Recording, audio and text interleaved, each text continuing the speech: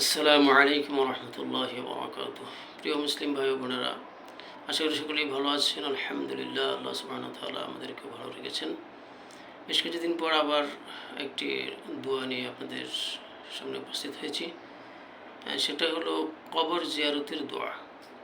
আমরা কবরস্থানে যাব, কবরস্থানে যাওয়ার জন্য নবী সাল্লাল্লাহু আলাইহি ওয়াসাল্লাম আমাদেরকে বলেছেন।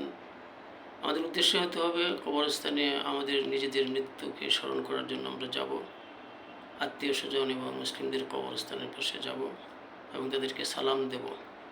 সহিহ সুন্নাতে যে দোয়াটি পাওয়া যায়, বিশেষ করে আসসালামু আলাইকুম আহলাদ দিয়ারি মিনাল মুমিনিন ওয়াল মুসলিমিন ওয়া ইন্না ইনশাআল্লাহু বিকুম লালাহিকুন আসআলুল্লাহু লানা ওয়া লাকুমুল আফিয়াহ। এইভাবে সালাম দিব এবং কবরবাসীর জন্য দোয়া করব। কবরবাসীর জন্য একা একই হাত তুলে দোয়া করার কথা হাদিস শরীফে এসেছে এবং কিবলার দিকে মুখ করে, কবর সামনে না নিয়ে কবরের পাশে দাঁড়িয়ে সেটা হতে পারে। দোয়ার সময় কিবলার দিকে মুখ করে দোয়া করব এবং কবরবাসীর জন্য আমরা দোয়া করব। কবরবাসী থেকে কোনো কিছু আশা করা যাবে না, কারণ তারা চলে গেছেন তাদের আমল নিয়ে। তারা এখন মুহতাজ, দোয়ার মুহতাজ, তারা মুখাপেক্ষী। তাদের জন্য যদি আমরা দোয়া করি তো ইনশাআল্লাহ আমাদের দোয়া তাদের উপকারে আসবে।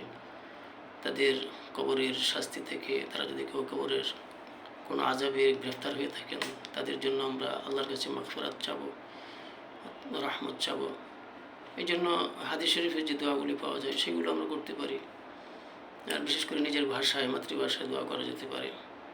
কখনো এরকম আশা বা নিয়ত নিয়ে আমরা যাব না যে কবরবাসী নেককার, পরহেজগার বা আল্লাহর ওলি মনে করে তাদের থেকে আমরা কিছু চাবো, তাদেরকে উসিলা দিয়ে আল্লাহর কাছে দোয়া করব, তাহলে কিন্তু শিরকে লিপ্ত হয়ে যাব আমরা। তো আশা করি জিনিসটা বুঝতে পারছেন। আসলে কবরবাসীর কাছে আমরা এই জন্যই যাব, মেন উদ্দেশ্য হলো আমাদের মৃত্যুকে স্মরণ করব এবং আমাদের মাইয়েতের জন্য, আমাদের আত্মীয় স্বজন এবং মুসলিম ভাই বোনদের জন্য আমরা আল্লাহর কাছে দোয়া করব। তো আশা করি আপনারা সকলে বুঝতে পেরেছি। দোয়াগুলো মুখস্থ করে নিব। দোয়াটা আমি আবার পড়ছি। আসসালামু আলাইকুম আহলাদ দিয়ারি মিনাল মুমিনিন ওয়াল মুসলিমিন ওয়া ইন্না ইনশাআল্লাহু লালাহিকুন আসআলুল্লাহু লানা ওয়া লাকুমুল আফিয়াহ। আসসালামু আলাইকুম ওয়া রাহমাতুল্লাহি ওয়া বারাকাতুহু।